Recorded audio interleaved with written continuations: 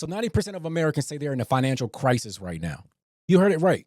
Almost the entire country have said that they are in a financial crisis. We're going to dive into it, but I'm going to also show you what's the pressing issue that's making everyone feel like they simply don't have any money right now. It's an affordability crisis like no other. So I want you all to stick in, lock in, and let's get down to the substance, but more importantly, what you can be doing right now with your family to overcome the situation that we're experiencing right now in America. Wow.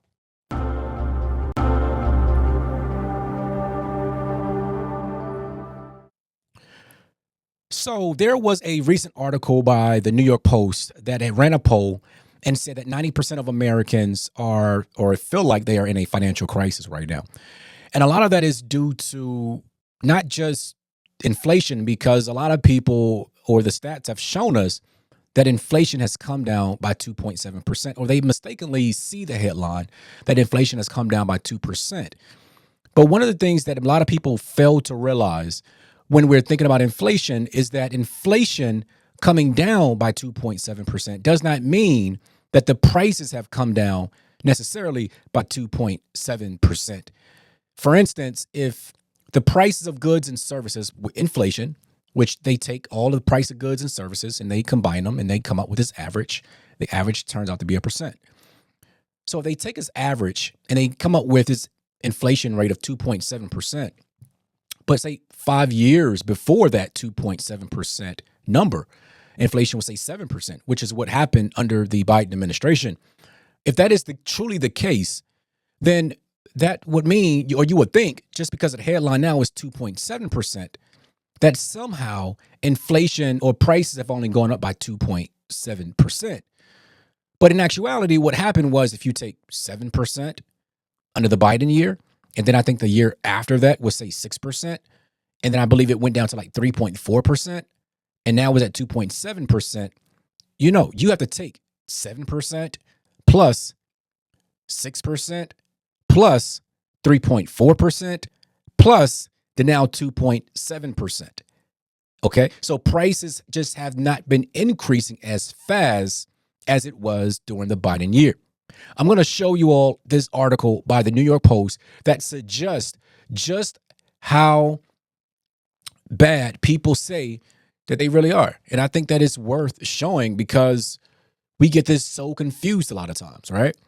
I'm going to show it to you here because I think that a lot of people are just really missing the stat. So 9 out of 10 Americans believe that they are in a financial crisis. This is an article, this is a poll that New York Post did, and I'm going to show you here, which is the most alarming out of this entire article. It says, how do respondents plan to use their tax refund money? I mean, this, tax refund as a whole should be used. You shouldn't even receive a tax refund, to be honest with you, because if you receive a tax refund, that means that you overpaid the government. You essentially gave the government an interest-free loan. You basically say, hey, I'm overpaying throughout the year, so you can use it to do whatever you want to do with it. But I'm going to need to get that back in January. That's what you are doing when you are, when you receive a refund. So but what happens with you don't have the money. You can't use the money throughout the year to pay your bills down, to do what you need to do with your money. So you're giving this interest-free loan, you're overpaying the government, and then you're getting this money back. So that is one issue. But look at what people are saying here, right? Necessities, grocery prices. They are saying that 27% of respondents plan to use their tax refund money to pay for groceries, gas. 24% say they're going to use it to save. That can be a good thing, right? They say that they're going to pay down debt, right? 24% is going to do that. Not all bad, but why are you in debt? Why are we playing that game? I mean, essentially right now, we've already covered the 75%, 20, 25, 25, basically 25. So we're at almost 75% of all people that was polled said they're going to use their money for their livelihood, not to necessarily invest. I mean, if you're using it for savings, you're not really investing. I mean, you may use it here, a little bit of it. Some of the people say they're going to use it to invest, but if you look at the total number, even down to here, it says fun spend, right? Vacations. Only 14% are going to enjoy their life. The other is 11%. So, and then here's another thing. This is what was crazy to me, right? It says, what percent of respondents said their state is affordable? I mean, think about that. These are people that are saying my state is affordable to live in. Hawaii, only 12% say my state is affordable. That means 88% of people that were polled in Hawaii said that my state is not affordable. Alaska, 14%. That means 86% said it's unaffordable. Connecticut, that means 84% said that is unaffordable. Rhode Island, the same thing. New Jersey, 79% of people said that it's unaffordable. I mean, the list goes on, guys. Look at this. Florida, only 32% said my state is affordable. That means 68% of everyone that lives in Florida said it is unaffordable. I mean, look at these numbers, guys. North Carolina, 60% in North Carolina said my state is unaffordable. I mean, guys, and the list goes on. And I think this is why, we hear Trump talking a lot about, we need to get costs down. We need to get not just costs down, guys, right? It's not just costs. What it is interest rates. And I'm going to show you why interest rates are so important. Okay. I want you guys to understand this one thing about interest rates. The reason why interest rates are more important than inflation itself, because you can't really fix inflation. The only thing that you can really do for inflation is just to slow down the pace of it increasing.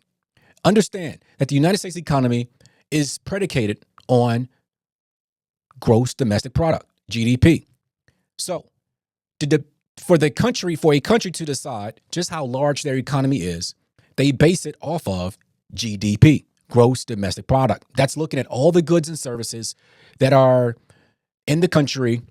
They look at that total number, and that dictates just how large the economy is. So in our case, I think it's near almost $30 trillion or something like that. So that's taking all price of goods and services, combining it, and that is our GDP. That is how we are so influential throughout the world. So to expect that number to really just come down and be negative, that's not good, because that means the country isn't growing.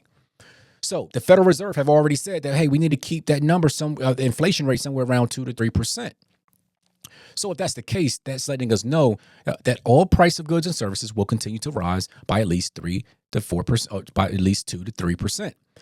If it rises more than that, then that goes outside of the Federal Reserve, which means that they have to keep interest rates higher than what they would like to keep them, because they need to bring down the cost of goods and services.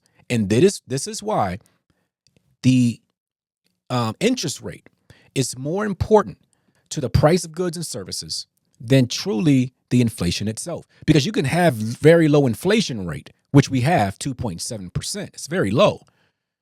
But why are people still feeling the pinch? They're feeling the pinch. Why? Because of interest rates. So, and this is why President Trump is so critical about interest rates. That's why he's being so hard on Jerome Powell. Because with high interest rates, okay, guys, I want you guys to understand one thing. With high interest rates means that it can really hit every aspect of your entire life. Okay? Think about it. If you go to the grocery store, all of the food and stuff in there is really bought on credit. That's not the grocery store just, we're going to buy all this food and now we're just going to sell it. Now we got to make up a profit because we got to sell all this stuff on the shelf. You may ask yourself, well, how can they afford to have all this food on the shelf? And every time I go in there, it's just like packed out. Like, how are they like replenishing this food? It's not selling. It hasn't sold yet, right? So they do that through a way of, they borrow the credit. They get it. They buy the merchandise on credit from distributors, right? So what happens is when they go out and buy it on credit, that there's an interest rate that's typically tagged to it.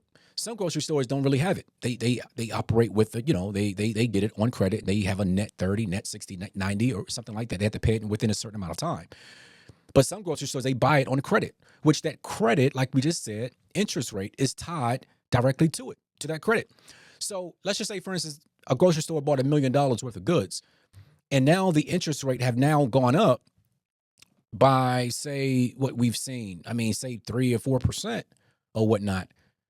Then that means that they have to also go up on that price of goods by that same amount. Okay. So that also leads to you having to pay. It goes down to gasoline. If a gasoline company is buying gas on credit, for instance, then what happens? It costs money to borrow. And this is why the Federal Reserve, our economy, allows companies to use credit, because they know that in order for any company to thrive, you have to use debt. You have to use credit in order to buy things.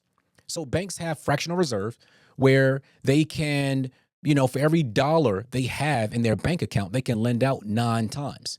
It's crazy to me. The fact that a bank can have $1 and they can lend out that $1 9 times, that means that they're really negative $8. And it's perfectly legal. So that lets us know right now that if they can lend out $8, how can anyone pay back that same amount? There's not enough money in circulation. So debt is predicated. It's a thing that's just going to happen no matter what. However, that's why you all in our economy, you have the rich get rich, the poor gets poor. You have to be on a business side. You have to be making more money than as fast as the economy is actually growing. So I want you guys to look at this other article here, because I think this is very important. And I didn't change cameras, guys. I apologize about that. I had this on this article the whole entire time. But I want you guys to look at this here. This is another article by Visual Capital. I think this is going to be, this is the inflation has risen. So this is from 2019 to 2025. This goes back to what we were just talking about. Even though inflation is down to 2.7%, how much, though, has it risen since 2019? Okay. And they're looking at a lot of different things. New cars and trucks, 22%. Milk, 24%. Okay. Personal care products, 25%. Alcohol beverages, 26%. For my alcoholics out there. I'm sorry, not alcoholics, guys. I apologize about that. I'm not trying to call you guys alcoholics. Housekeeping supplies, 26%. Bread, 30%. Look at these numbers, y'all. Dining out, 35%. Think about it. If you dine out, the bill was $100, right? Let's just say it was $100. The $100 is still going to be $100. Still $100. But if you go there now, it's going to cost you $134 for that same meal that you could have bought before 2019. It would have cost you $100. Today, that same meal is going to cost you $135. That's what these numbers mean. This is why you have to make more money than the inflation rate. If the inflation rate is, say, 2%, guess what? You have to make more than that, because if not, you're actually seeing a decline in your overall wealth. So if you just took $100, right, and you put $100 in the bank, you just put $100 in the bank, okay? Just do it $100 in the bank. That $100 in 5 years is still going to be $100. The only thing that's going to change is your purchasing power, because then you're going to take that $100 out the bank in 5 years. You're going to say, oh, I still got $100. But if I go to the store and I go to the same dining place here, the same one for 34 increase, 34%. 5 years before that, I could have just took that $100 and just gave $100, and I would have got $100 worth of food. But now it says, oh, guess what? The price went up to now $135. So it's like, wait, hold on. That $100, I got to add $35 to that $100 for me to use that, to get that same food, same seasoning, the same service. Nothing really changed. You just got to pay $35 more for that same meal. Okay. You may ask, why are these prices going up? There's a lot of different reasons why prices go up, but I want you guys to stay focused on interest rates, because interest rates is what drives a lot of these costs. Because if these businesses had low credit, then that means that they can also lower the price of these goods and services. They can lower the price. I want you guys to also, let's look at Mortgage rates, because mortgage rates are right now, they're hovering somewhere around 6%. But if we go back to, let's just say 5 years ago, right? This is when people were out there buying homes, they were getting credit. All of these things were going on. This is back in 2021, around COVID, right? So if mortgage rates was at they was at 3%, and now they are at 6%, what does that mean? That means that the same house that you could have bought in 2021 today is going to be double. It's going to cost you double because we're looking at interest rates, right? We're not looking at just the cost of the home. We're not looking at the price of the home, right? We're looking at the overall interest rate. So if the interest rate again is 3% and now it's 6%, that means that the cost of that home has now doubled. And that is the pinch. This is why so many people are hurting right now, because they cannot keep up with the rate of interest rates. And this is why President Trump is working hard and saying, listen, the Federal Reserve, we need a new Fed chair. We need to get this guy out of there, because inflation has cooled down to now 2.7%. It's not as rising as fast as it was. But interest rates need to come down so that we can push up, or we can grow as fast as we can while the cooling of interest rates have come down. And so a lot of people is going to challenge. I know you guys, somebody in the comment is going to challenge me and say, well, if you bring down the cost inflation, then you're also going to have a reverse effect and you're going to have prices jump right back up. That is true. That is a true theory. But what I want people to point to, if people are hurting and people cannot pay their debt, you cannot tell me that anyone is better off with having a credit card that's at 30% interest rate. Some of us got credit cards at 30%, 20%. It's like they're going out using a credit card. They're going to spend $1,000 on that credit card, okay? And they got to spend $300 back. How are you going to buy anything and receive a 30% greater value than what you just bought? Most people don't use their credit card for investments. Most of the time, you can't even do that. So how would anyone be able to take $1,000, spend, say, 30%? The interest rate is going to be 30%. If they spent a whole $1,000 on that credit card and the interest rate is 30%, that's $300. So where are people going to get that $300 from if they're not using it as an investment? This is why I always say, people, you have to use your credit cards to invest. You have to use it if you're going to use it for your business and things like that. It's not always good to use your credit to pay your bills and things like that, right? Unless you're using points and you already have the money in your checking account where you can just pay that debt off before the end of the month. It's the only way it works, right? But the reason why I want you guys to understand is not so much about inflation just coming down and staying, right? The issue is, and the issue has always been, interest rates. If interest rates can stay down low enough so that people can have access to credit, so that businesses will be able to bring down their cost of goods and services because they don't have to borrow as much. I mean, they can borrow money at a less expense to them. Then that means the cost would pass on to homeowners, to regular people, to be able to go out and enjoy themselves. I want you guys to look at this chart. This is ridiculous. The fact that hold on, where's it at? Look at this. The fact that, 25% for personal care products. It's like deodorant, hair products. It's up 25%.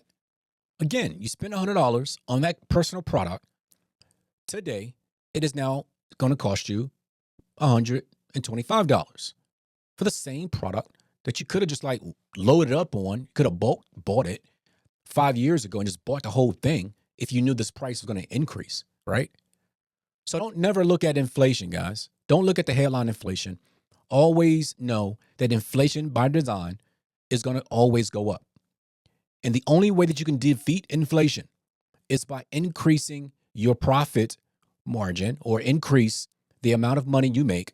You have to make more than what inflation is for that year. So for instance, if inflation is say 3% for the year, if that's what the running total is, you got to find a way to make say 6%. If you're going to invest and you know inflation is say 3%, you know you got to go in and you got to make at least 6%. You got to make at least 4%, 5%. You got to make above what inflation is. If not, it will erode away the essence and the effort that you put in to get to where you are at today.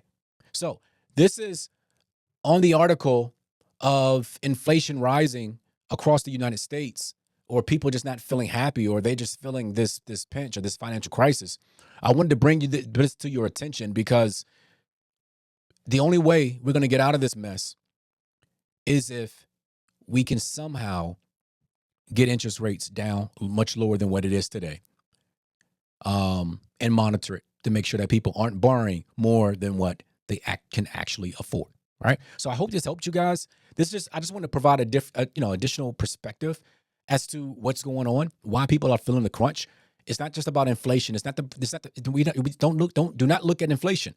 Inflation is not the problem right now. The problem is directly correlated to interest rates. All right. So hope this helped you guys. Leave a comment, share it with your family, share it with your friends.